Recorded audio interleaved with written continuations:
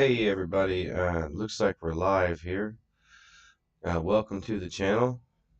If you're new to my channel, we usually kick off the live stream with a chess match, but this live stream is going to be probably mostly consistent of chess. As we wait for people to pile in, we're going to keep playing. A lot of my subscribers like to make me lose chess games by asking me really difficult questions that I'm not capable of ignoring while I'm playing chess. And it's been a good spiritual development for me because I have never lost as many chess games as I have since I started doing that, and I have never learned more about the Bible or grown spiritually, being conformed into the image of Christ, because I'm constantly thinking about Reformed theology. I'm constantly thinking about the Bible specifically, and at the same time, I'm thinking analytically about chess. So it's causing me to think in a more critical way while reading the Bible.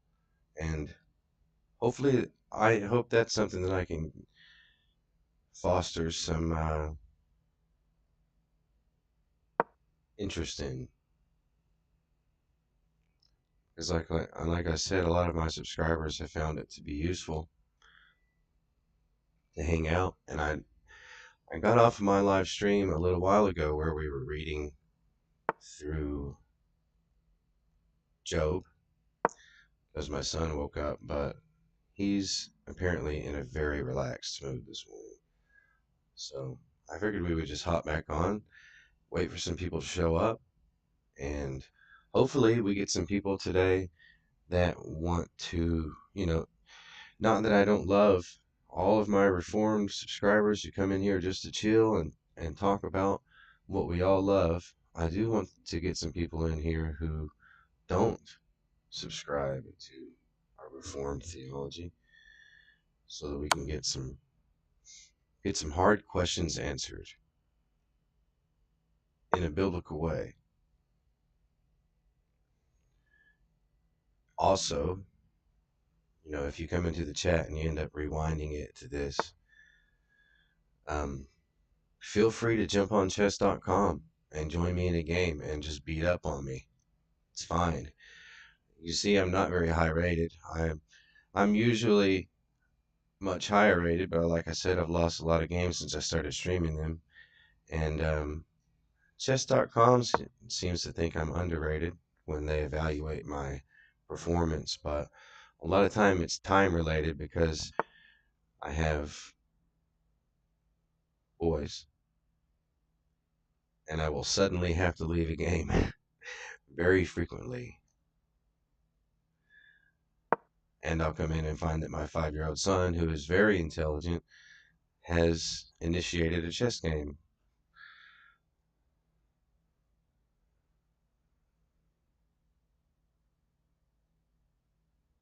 Let me make sure that I'm live here.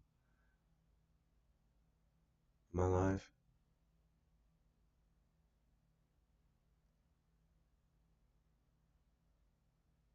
Yeah, we're live. Good to go.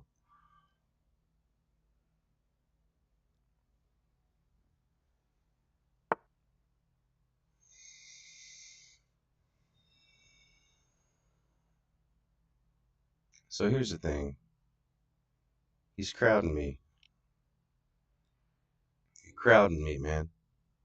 I don't like it. This queen is looking down the barrel at me here. I don't like that either. I want to close that barrel by making him take this. I did that backwards. He's going to take. He's probably not going to take with the queen, but he may, so we need to think about that first, don't we? If he does happen to take with the queen,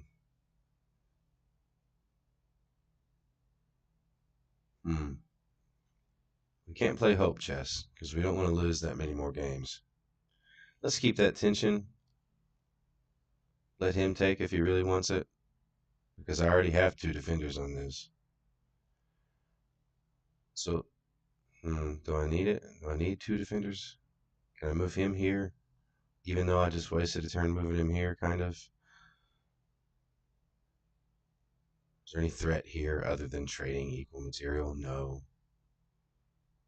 I'm running down on time. Hey, G1 is here. Hey, buddy. My son is being really chill, really uncharacteristically chill. So I decided to hop back in on some chess, and we're gonna do some just mostly chess today. And you can hang out. How's your daughter? How's she doing this morning? I don't think he wants to take with the queen, but even if he does, it's not that big of a deal. I wanna I wanna go ahead and do what I was talking about earlier.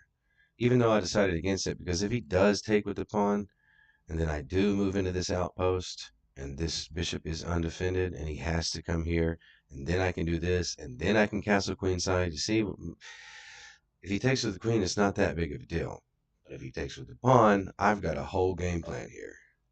So,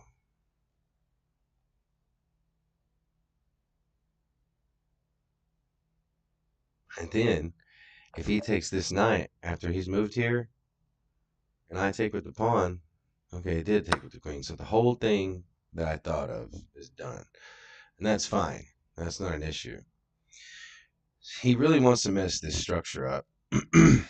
that's why he did that, because he really has eyes on messing this structure up. And that's fine. Like I said earlier, I'm preparing already to castle queenside. Why? Because he took this e-pawn. He took this e-pawn that doesn't exist anymore. So that's what you do in the French. Whenever they take that pawn with this, instead of pushing, you immediately start preparing to castle queenside. That's like that's a primary goal when this is played in like really high level games. I know I'm a 1075 on here, and I talk like I study a lot. I'm a studier, and my rating doesn't reflect that as much as it should. But anyway, I want to just let him do that. So I'm going to take a defender off of this, attack the queen, make him, I don't know, take that, so that if I take his queen, he can take me, or he's going to have to back up. He's going to have to do something. He's going to either have to go through the plan of messing my structure up, threatening my queen with this bishop, and allowing me to take that, so that he can take mine, and everything just gets crazy. And it's not great for him, because see, I knew he was going to do that. I knew he was going to do that, dude. But he thinks I'm going to take his queen. I'm not. I'm going to let him mess my structure up. So that's what went through his head, what we just talked about. Me taking his queen and then him taking here, right? But what instead I'm going to do is let him mess my structure up, because he can't take that back with the queen, or he's done, right? So, but this opens this file up for my future kingside onslaught after I have castled. Anyway, let's just do it. Quit talking so I don't run out of time here.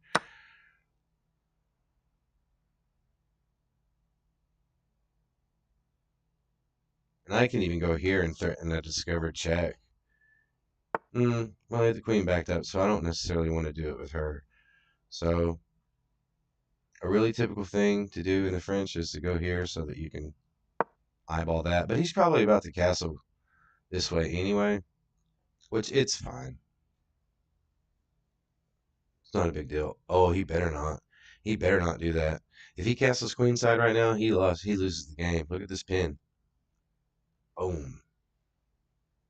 Yeah, I think he saw that. I think he saw it. Smart. I'm gonna go ahead and cancel, because it looks like he's preparing to go.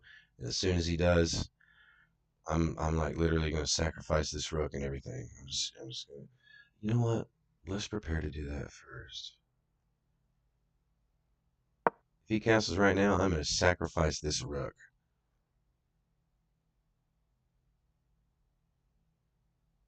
And then I'm gonna castle. And it's gonna be scary. Okay, he saw it, but guess what? Oh man, that is not good.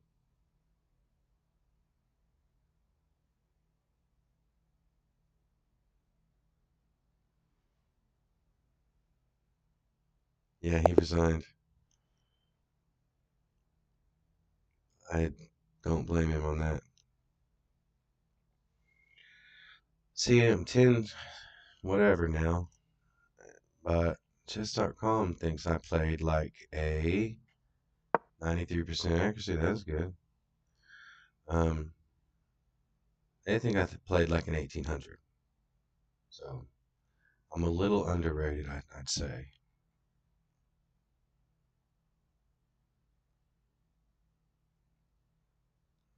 Obviously, I talked that whole thing out, so if he accuses me of cheating, I'll just point to this video because I explained my entire logic. They do that whenever you get over 90% accuracy. A lot of people will do that. But I also made a mistake, as you can see here. So if I was cheating, that wouldn't have happened. I would have played at least one of the top 3 moves, right? People get banned on chess.com for cheating every day, like in droves. That's why I'm mentioning it.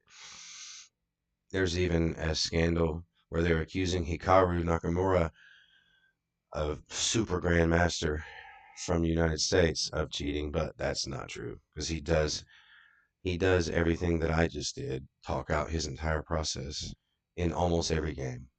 So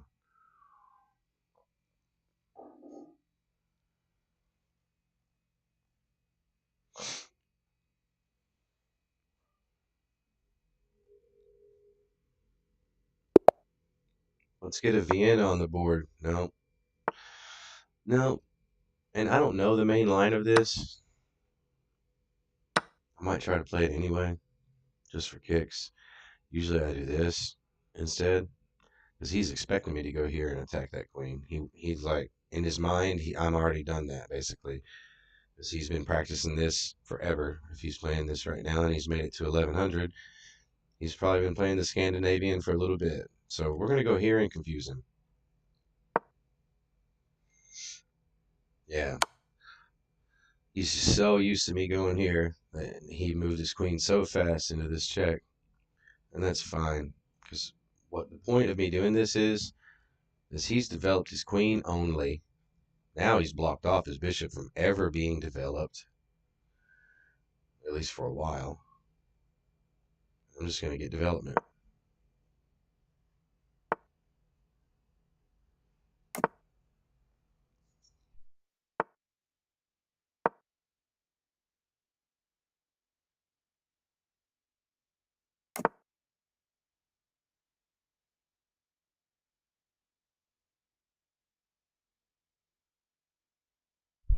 So I got some serious stuff going on here right now because I don't need to do that. I just want to develop. Yeah, I don't blame you.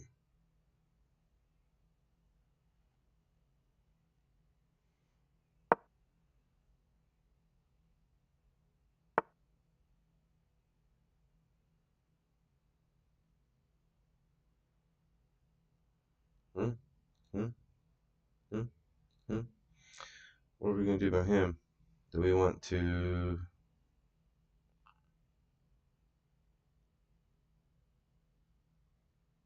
Do we dare push this pawn to get rid of that knight so that we're threatening this and this if we jump here? Where's that knight gonna go? Here maybe? No threat. Here maybe? No threat. Where is that knight gonna go? Probably here. Let's try it. I mean, he might just take it, of course. I mean, but if he takes it, it's a trade. The knight ends up here. Do we even want that? Maybe. Yeah, actually, because the knight here defends that, and the bishop can come here, attacking the queen. It's not a terrible plan.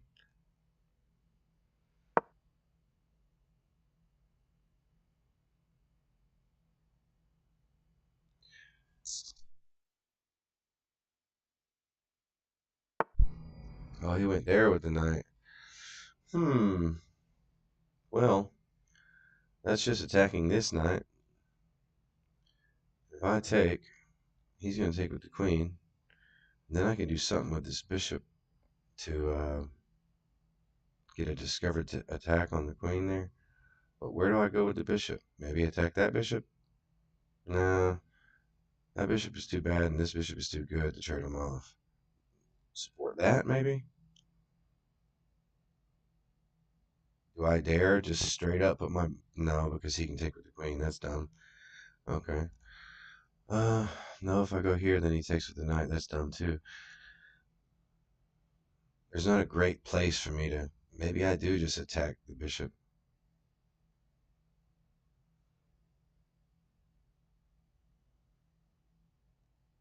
Or I could leave that there. Take it.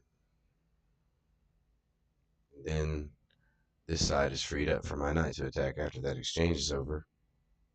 But what's he trying to do after that? Get rid of his pawn in some way? You see, if I let him move this queen, taking that knight, if I take, then I can no longer threaten that queen with that move. So let's let him do that, and we'll prepare for this.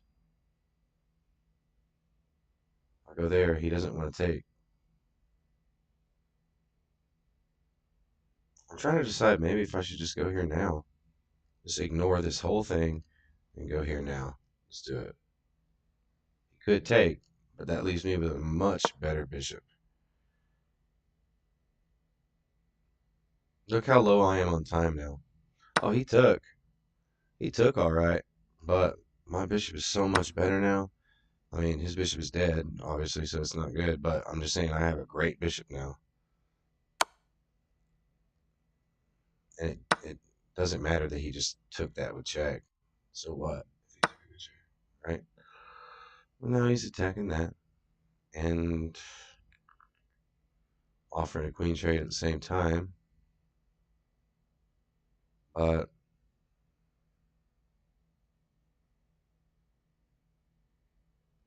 I want to make him do the queen trading, you know? If he wants to trade queens, that's fine. But you're going to do it.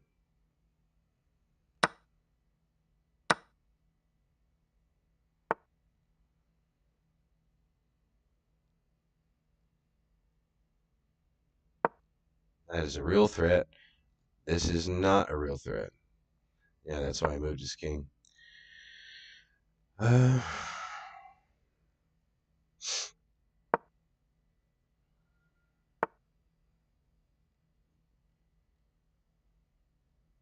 no.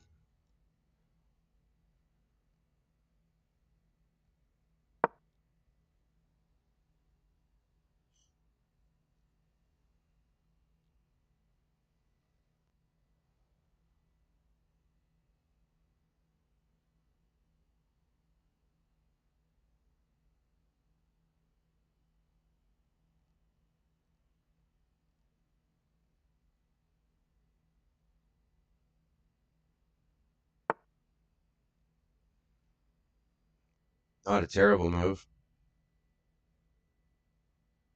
I mean, I can get out of that. But the thing to do is just defend it. That's all. Then I can just proceed as planned.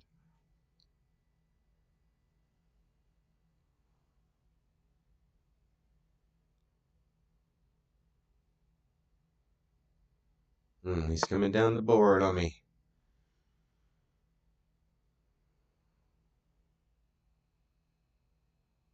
I'm going to wait till he gets here before I do anything about that. Then I'm just going to pop that up there. And he's going to be like, oh. He might try to come in with the knight next. It's not a huge threat or anything. It defends this for the bishop to do that. But all I got to do is...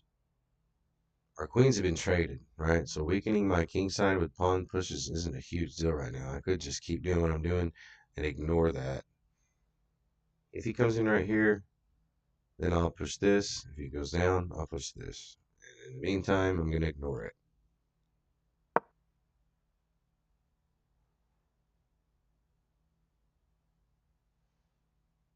Okay.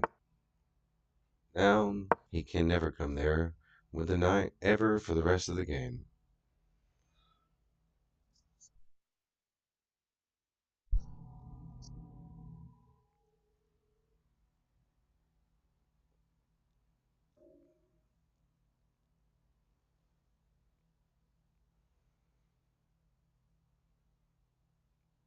I'm not sure why he did that. That was not a good move. His kingside does not need to get weakened right now, especially in the middle of it. Look, his bishop's pointing right in his bedroom. He's trying to get some defense from this check right here. Oh, I know why, because I could have just won a bishop. So maybe not a terrible move, but I can still actually get that if I really try hard. Let's push this so that he can't move this pawn anymore. Does that danger me in any way? No. I'm gotta be getting low on time. We gotta start moving fast, guys.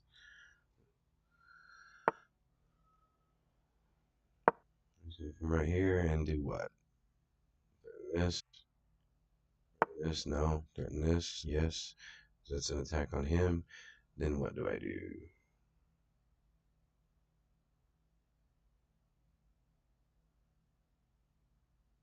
I could just take it and mess that up really bad. Yeah. I mean, he doesn't need a hole right here, dude. If he takes this, he's making himself a big hole right in the middle of his base. That's not good for his king. And now this is undefended just like before. I might just get this anyway. Without a check. That'd be cool.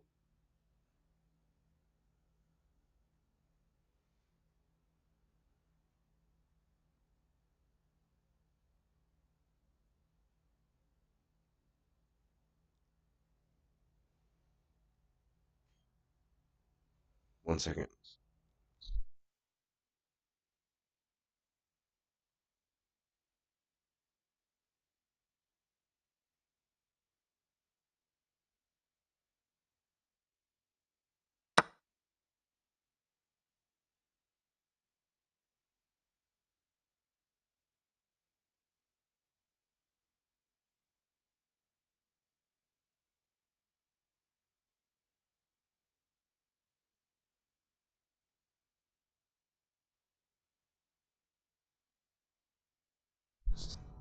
Yeah, he went ahead and took it. I see.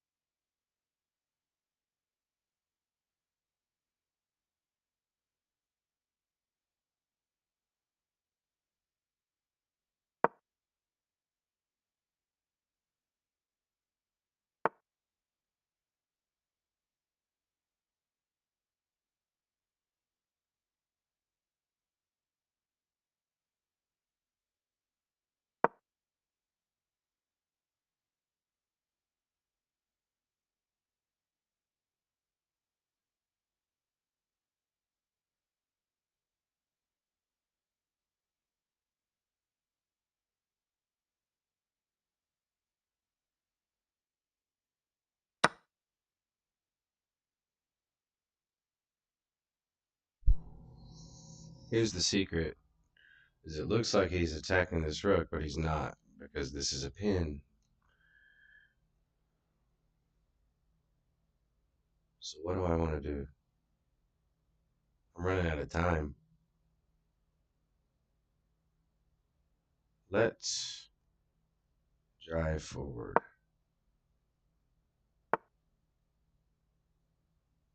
Hmm. Gotta move this guy now.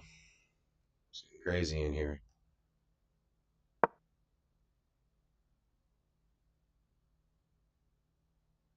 I'm getting low on time, so I gotta act really fast now, or I'm just gonna lose straight up. Yeah.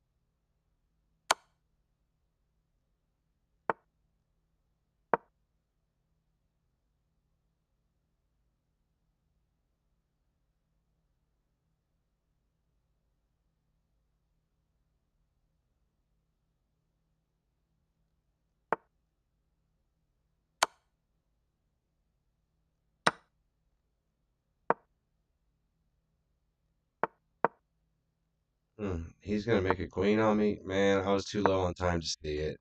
That's the game. Maybe. Yeah, that's it. Oh well. We'll see.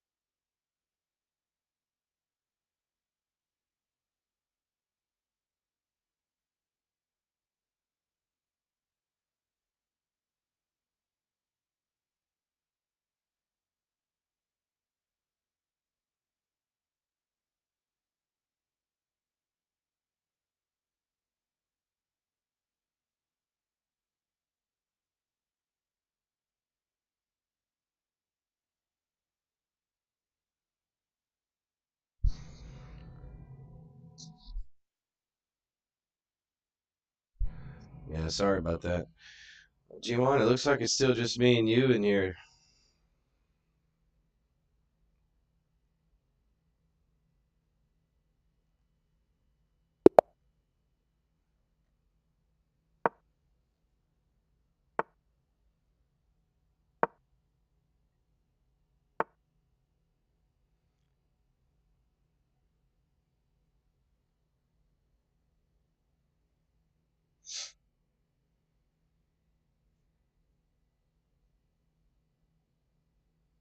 Oh, see, my thing is always inaccurate for some reason.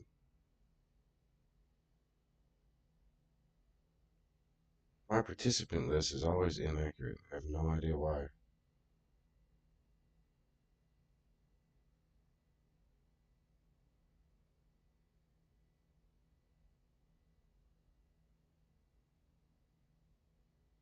Yeah, you're right. It looks like there is one more. If I look at the video on my phone, I can see that there's one more. Well, on my participant list, my chat on OBS Studios, that only shows you, and it's often very inaccurate. But it's all good. I think I saw Daniel Naroditsky still do the gambit in this position. Pretty sure I did, because you can't yet.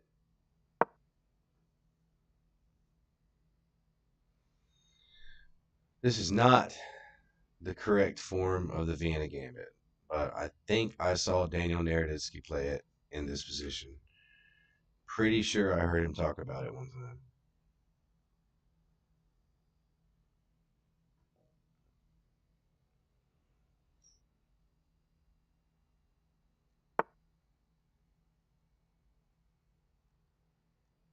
I'm gonna stop any queen business coming down here. Yeah, he was thinking about that. It's all good.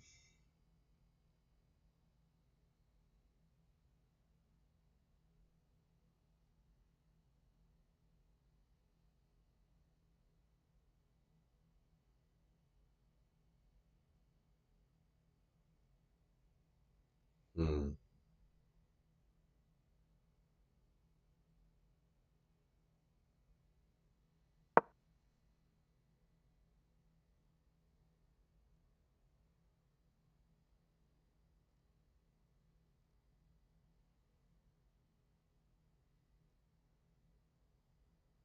Picking up what I'm putting down? It's not possible now, but it was fun while it lasted. Could try to do something like that and get him out of the way again.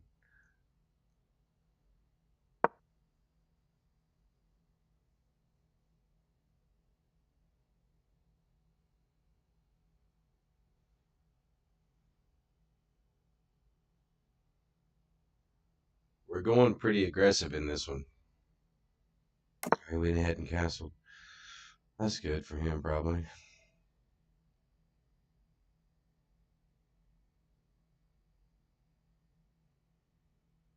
I don't want him to take this knight now.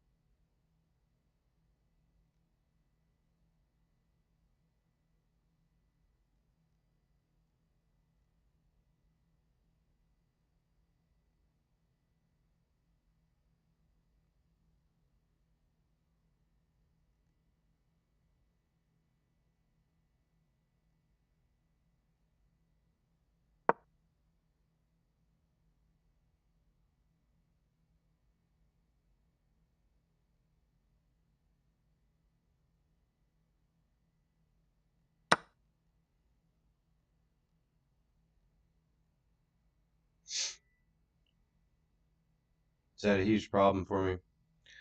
Not sure. It might be. I could just come back.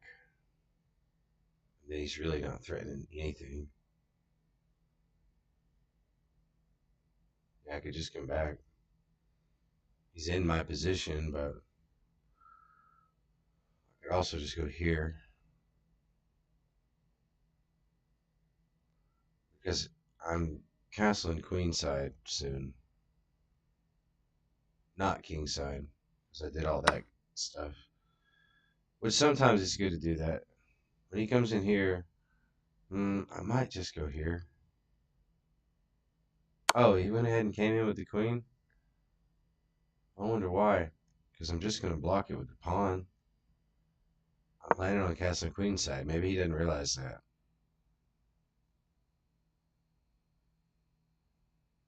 Comes in here with the knight. Probably just back up right here. Then he's not threatening that anymore. He didn't do that anyway. Just going to get ready to castle. I knew he was going to come there. And now that's no longer defended if I come back with the queen. That's what happens.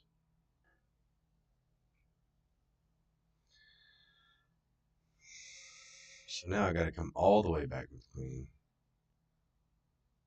which is not good.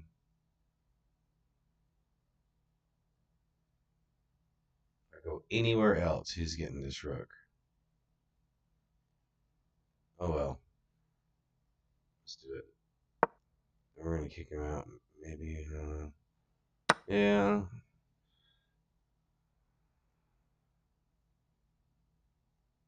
We're gonna commit to castling queenside no matter what, dude. We're gonna get it. We're gonna get it.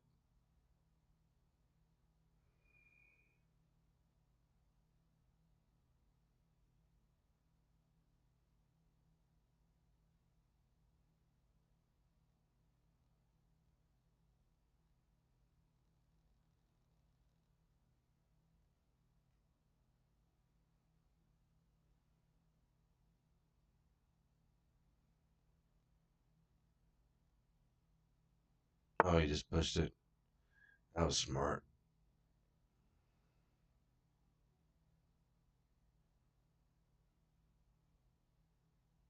I'm getting trapped in here. Let's see. Let's do this. He's taking with check though, so that's not pretty. Oh, he just went ahead and that's not. I just take that. Don't I? What's wrong with that? Now this is forever defended. Now the queen can go wherever she wants. I mean, not there. I'm just joking about that. I want to go ahead and get rid of this knight. Mm, mm, mm.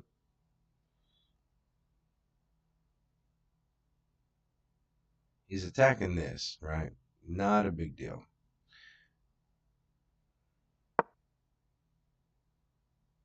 I hope he does take it.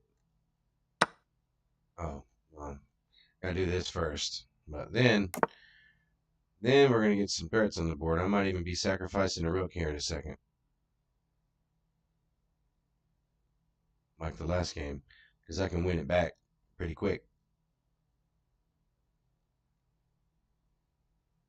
That's a bunch of stuff. Oh, look at you. What do you do? What are you gonna do when I just? I don't understand.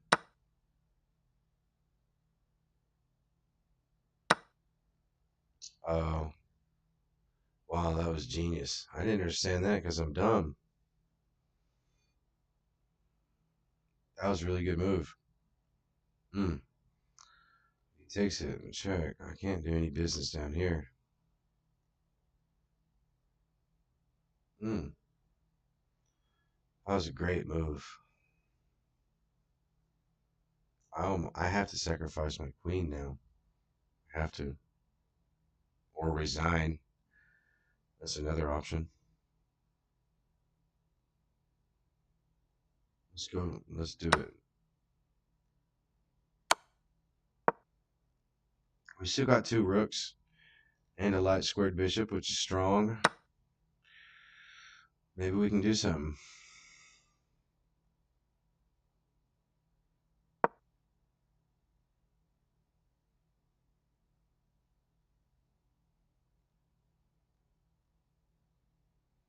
Yeah, if she goes there, she's choking me again.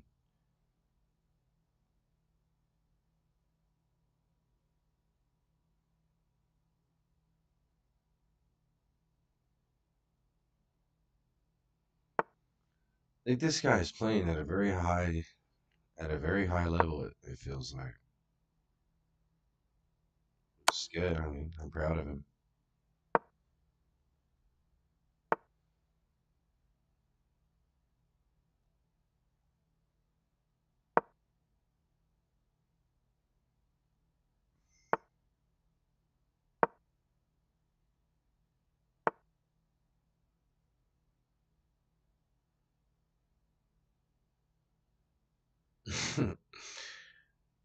Just gonna ignore it. I think I'm just gonna ignore that. Take it. Take it.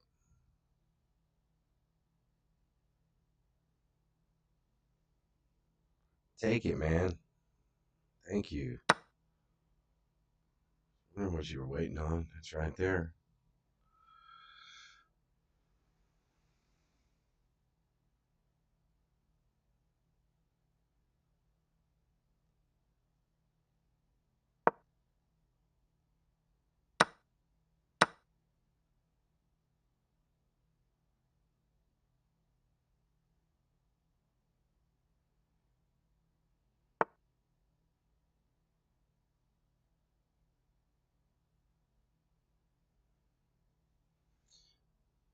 Hey, what's up, Federal? We're just hanging out, playing some chess right now. That's what we've been doing. I'm about to lose this game, though. He's playing really good. So I'm about to just do some crazy stuff and go on to the next game, honestly. That's what I do sometimes. I don't like to resign that much. So I just mess around. You never know when you can get lucky, and he's starting to checkmate right now. I didn't realize that. Let's go ahead and resign. It's all good. Let's check out his accuracy, though, because he played really good.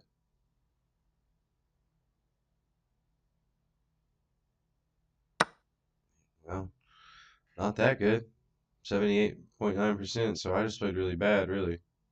Yeah, I made a lot of mistakes here.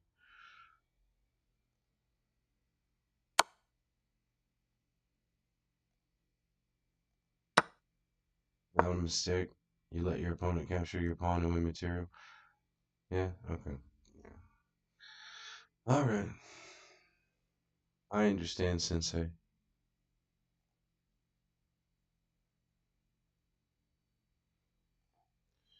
What you up to, man? Working right now? We'll hit him with the French. He's trying to play like a mixed up classic without this. He might be doing that next. Or he might just be taking this.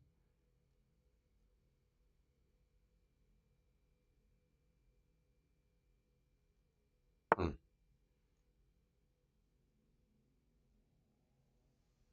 Let's pretend like he played this the whole time.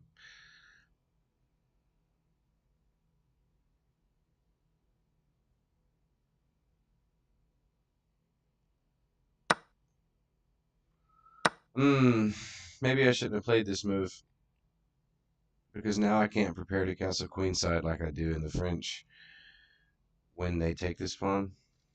Now I'm going to have to make a beeline for that castle. That's fine, though.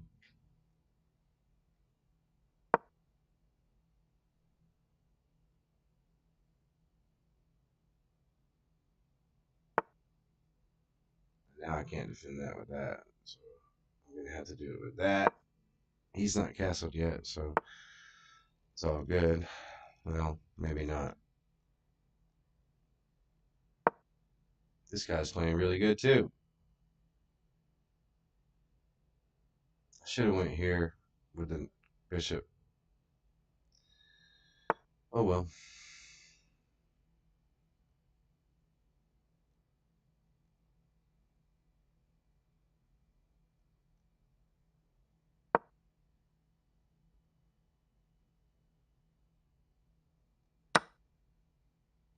Mm.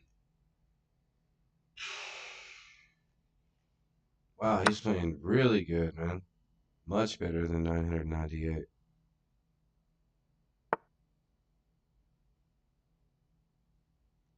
Now I have to castle queenside, despite not having prepared for it.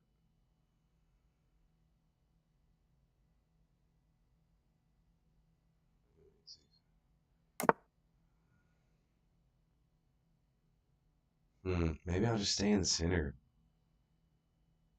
No, the center's a very dangerous place to be right now. Let's get out of there, dude. We gotta jump ship. Look at that business.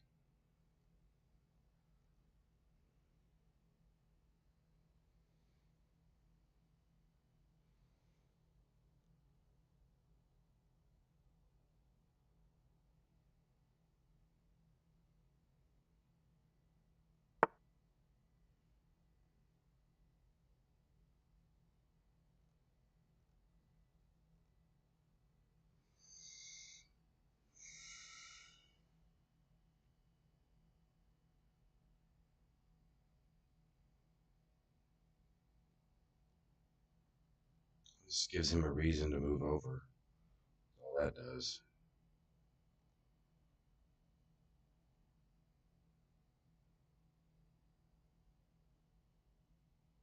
It also gets him off the back rank with tempo. What else could I do here? Let's see. Could I take this? Mm, mm. You know what? Let's do this. Get some pressure on that. What do you want to do? Go here and check me?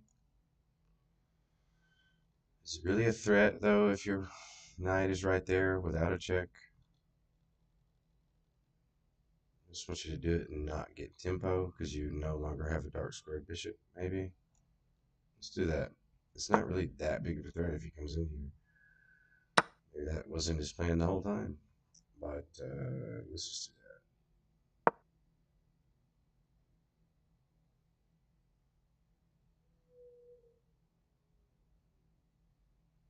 Dude is playing beast mode here. He's playing really good.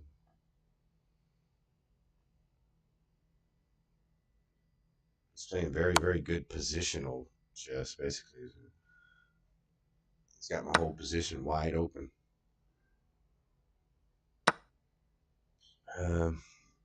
But his main attack is this queen, so I'm going to offer a trade over here.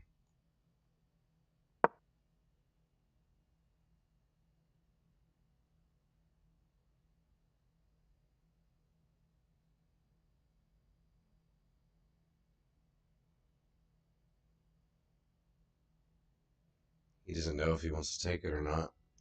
I don't blame him. That's a hard decision.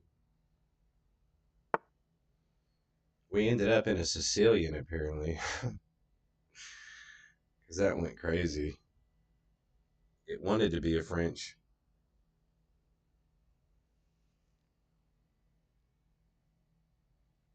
What in the, you know.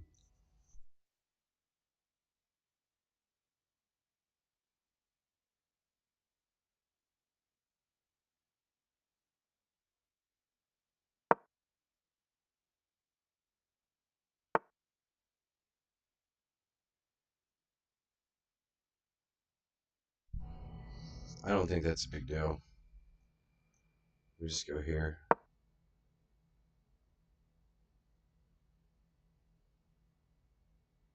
Get some more pressure on this pawn.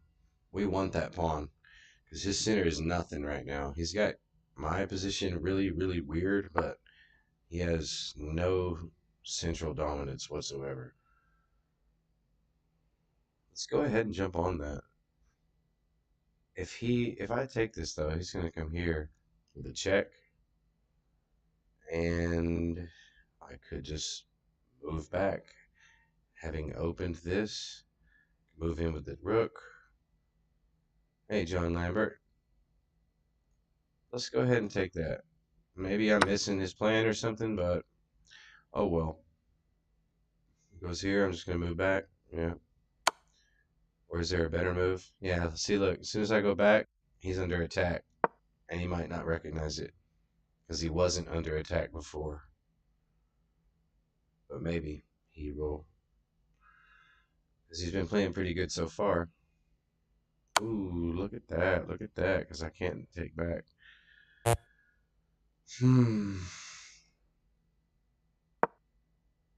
Bro is playing really good, man. I'll tell you that. But that might have been a mistake.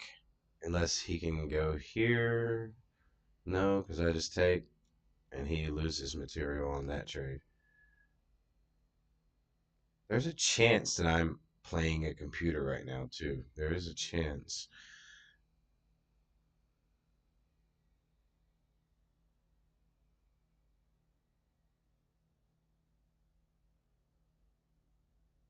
Wilbur is slippery, a soft Toraist, but does not understand covenant theology. Who's Wilbur? Surely not um, some pig. Fantastic pig. He didn't see that his rook was under attack.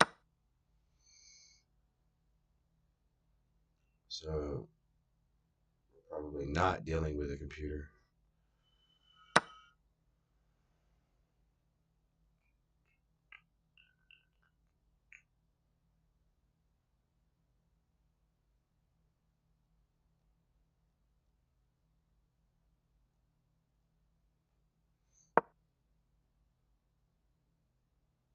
I'm winning now. Even though I'm in a weird position, I am winning.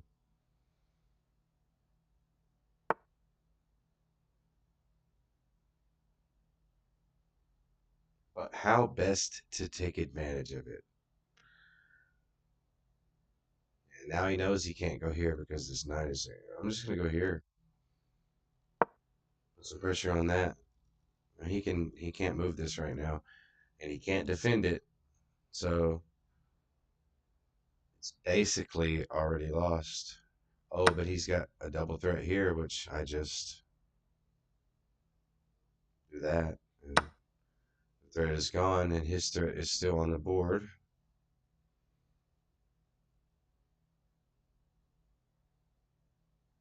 And this is under attack. Pin. He can't move this.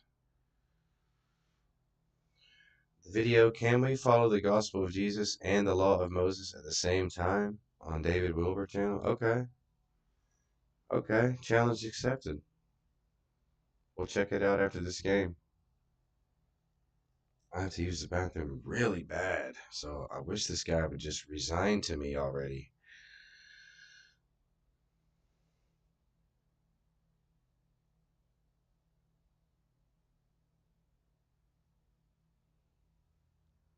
Mm-hmm. Mm-hmm. Mm-hmm. Mm-hmm. Mm-hmm.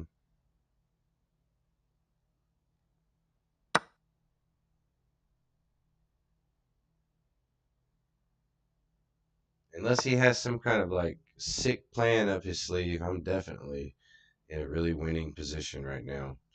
He's definitely attacking this bishop though. That's a real thing.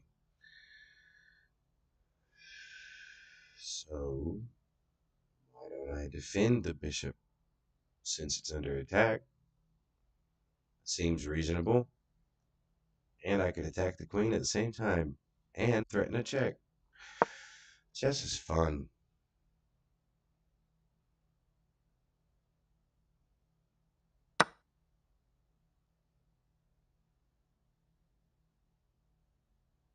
Yeah, well, it's not even, it is strong, but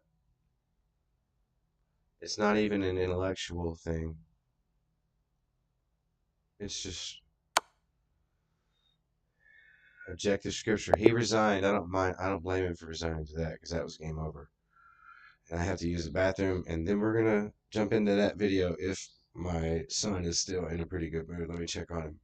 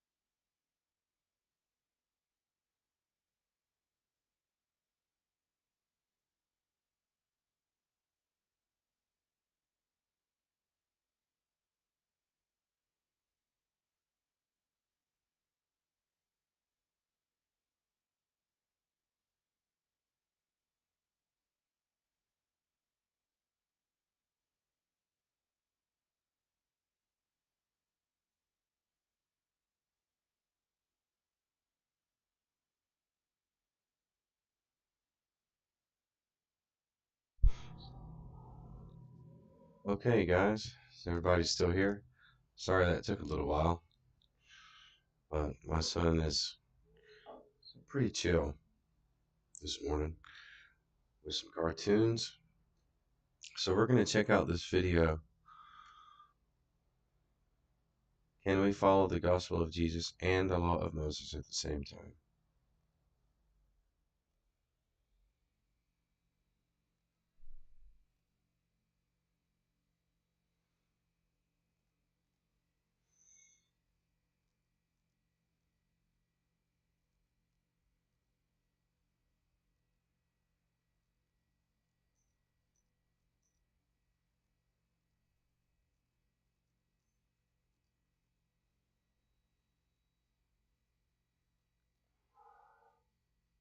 I guess this is it right here, huh?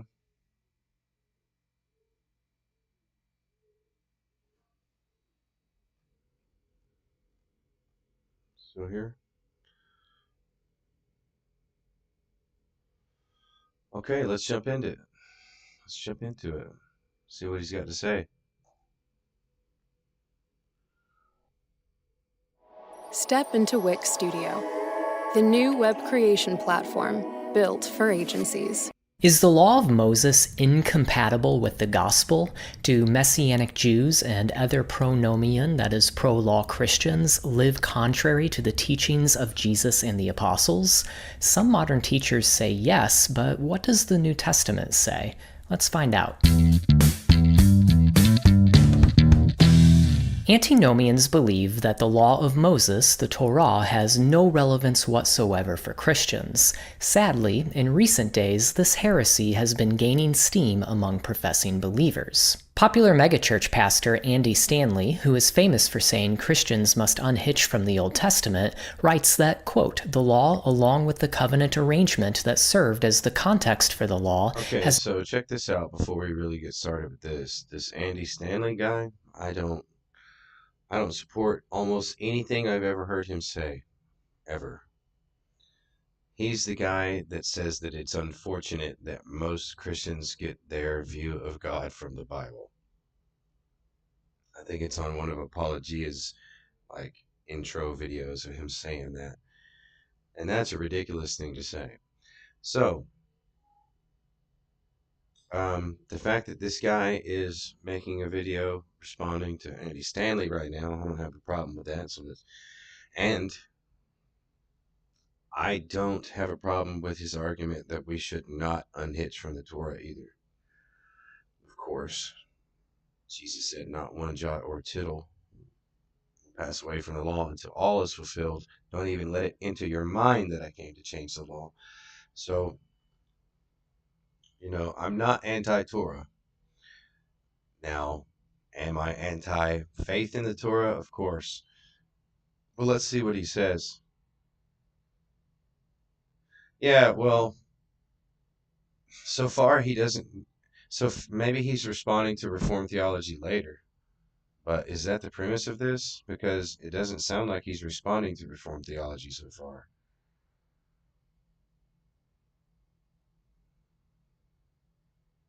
He's asking, is the law of Moses, the Torah, incompatible with the gospel? Are Messianic Jews and other pronomian, pro-law Christians? See, that's the thing. Pro-law Christians. That's like a redundancy.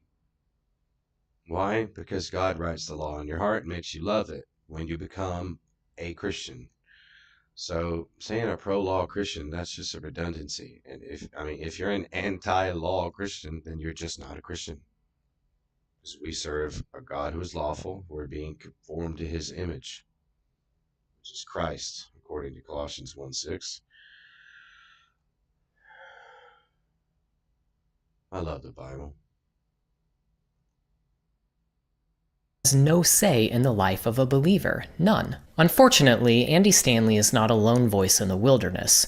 Rob Solberg goes so far as to say that God's law in the Old Testament is not only irrelevant, but also contrary to the gospel. It's definitely neither of those. It's not irrelevant, nor is it contrary to the gospel. Because video titled why is it not contrary to the gospel? Because the fact that you can't stop breaking the law all day, every single day, is the reason why you need a gospel. It's the reason why you need good news. So, Why we cannot follow the gospel of Jesus and the law of Moses at the same time, Solberg says, quote, "Does it make sense to follow Jesus and Moses? The short answer is no. In fact, it dilutes our devotion well, to you know, Jesus Jesus said, you like, I'm paraphrasing here, but he said something to the Pharisees like, you like to read Moses, right? Well, you love Moses' teaching so much, he taught about me.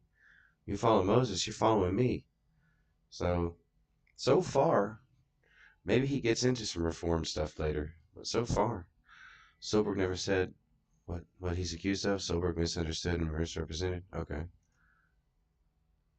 and makes us double-minded in our pursuit of God. Is it true that following God's commandments in the Old Testament dilutes our devotion to Jesus and makes us double-minded in our pursuit of God?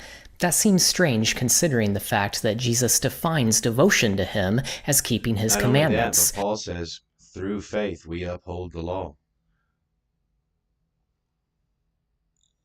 He said, "If you love me, you will keep my commandments." Dr. Daniel Block remarks that without the background of Old Testament law, Jesus' call for obedience to the commandments remain vague and empty. So we need the law of Moses to understand what it even means to be devoted to Jesus. Jesus and the apostles repeatedly affirm the Torah's ongoing authority.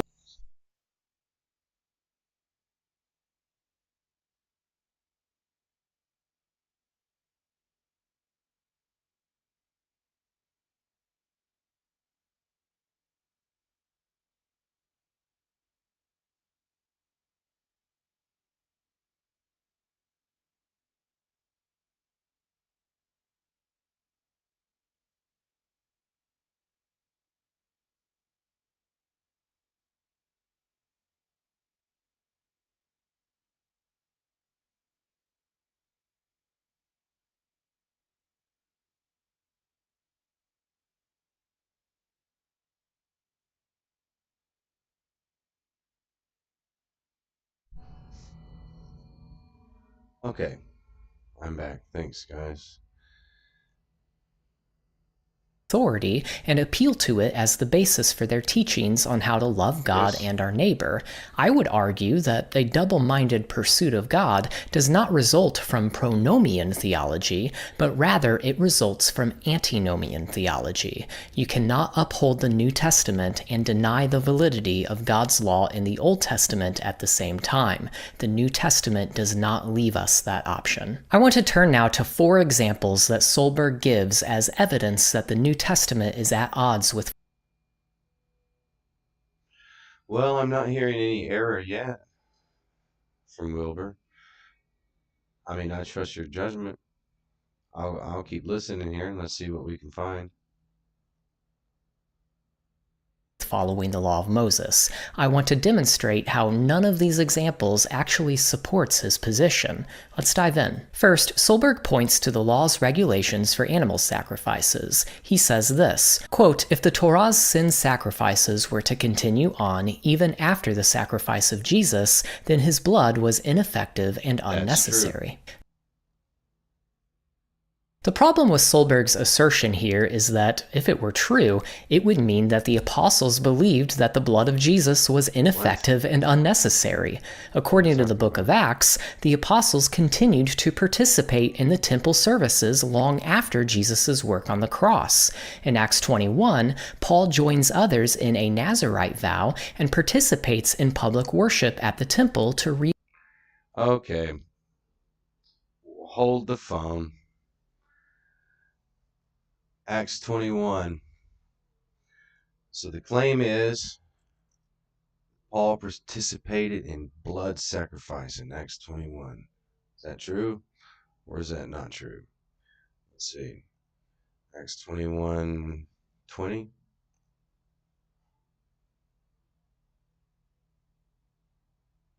After we arrived in Jerusalem, the brothers and sisters received us gladly. And the following day, Paul went in with us to James, and all the elders were present. After he had greeted them, he began to relate one by one the things which God had done among the Gentiles through his ministry.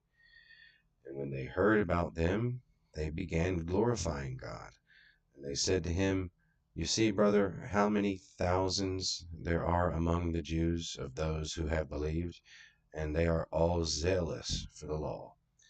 And they have been told about you, that you are teaching all the Jews who are among the Gentiles to abandon Moses, telling them not to circumcise their children, nor to walk according to the customs. So what is to be done? They will certainly hear that you have come. Therefore, do as we tell you. We have 4 men who have a vow upon themselves. Take them along and purify yourself together with them, and pay their expenses, so that they may shave their heads, and then everyone will know that there is nothing to what they have been told about you, but that you yourself also conform, keeping the law. But regarding the Gentiles who have believed, we sent a letter, having decided that they should abstain from meat sacrificed to idols, and blood, and what has been strangled, and from sexual immorality." And Paul took along the men, and the next day, no, okay, that is a straight up lie, man. Straight up lie, man. Paul did not participate in animal sacrifice after Christ. He did so when he was a Pharisee, I'm sure.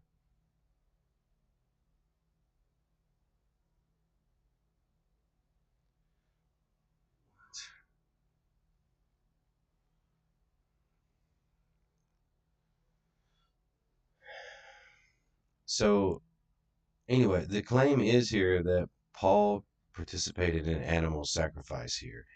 Is this guy saying that we should be doing animal sacrifice right now?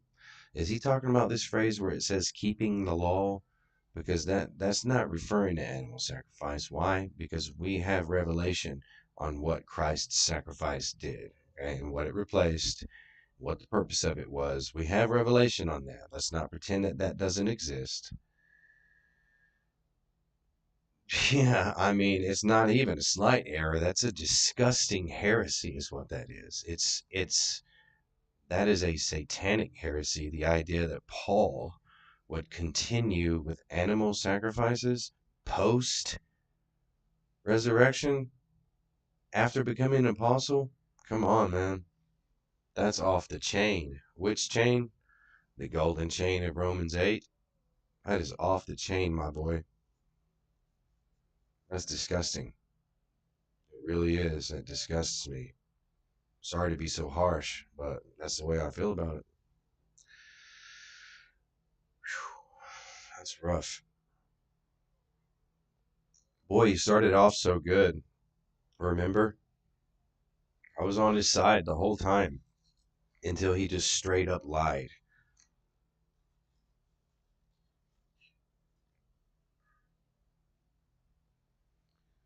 We gotta rename this when we're done. Reassure the Jerusalem believers that he did not teach against the Torah. Luke records that an offering was made for Paul and the others, which would have involved. You're right. He slips that error in there. And why, oh, why would he do that? I don't know, man. He's right about, teaching about the law.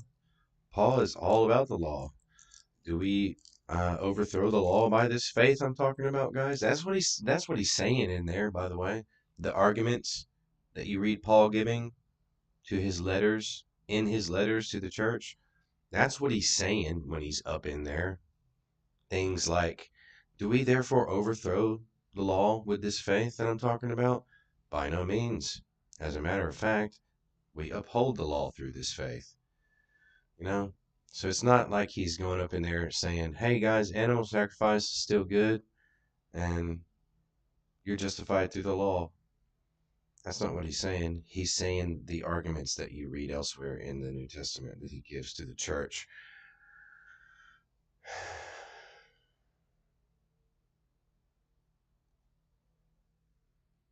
Animal is this sacrifice. Why he's saying animal sacrifice? Because it purified himself along with them? No, that doesn't mean that you participated and the offering presented for each one of them. The offering doesn't necessarily mean it's a sacrifice, man. It's a burnt offering, incense. It's eisegesis. And it just says the offering presented for each one of them. So if you use eisegesis to say that animal sacrifice is including in that, then you are causing Luke to write a heresy in Acts. You're causing him to do that. So you can't use eisegesis in that way. Sometimes you can. Sometimes you can eisegete just a little bit, right? Just for poetic reasons, maybe, or you know what I mean. But you can't cause heresy out of your eisegesis. That's why you don't need to do it. It's rough. What do you say? Toraists say apostles followed the law, all of it, but it's said in silence and insinuating. Yeah, well, I'm sure they would like to, you know? I'm sure they would have loved to follow the whole law, all of it, but Paul says that he does the thing that he hates, that sin dwells in him, and he sees another law working in his members, causing him to obey the law of death. And so that's just clearly not true. Yeah, hang on, buddy. Oh, hang on. 1 second.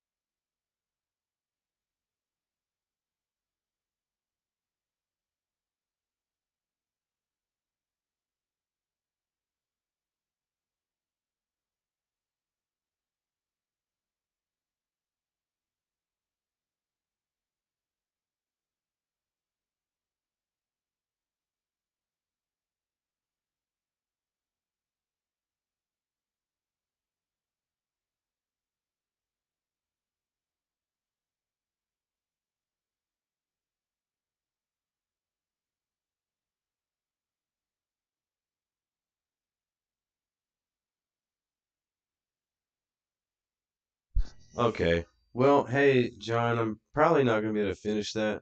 I need to do a few things. So, but that's cool though. Like, I'm glad you showed me that, and we could at least get that far into it, because that's not good, man.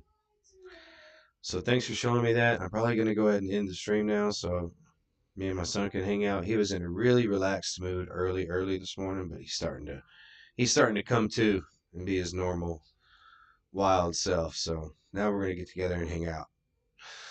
All right, guys, thanks for joining that. And I'm going to rename that video a little bit later to reflect what we just talked about. And yeah, peace.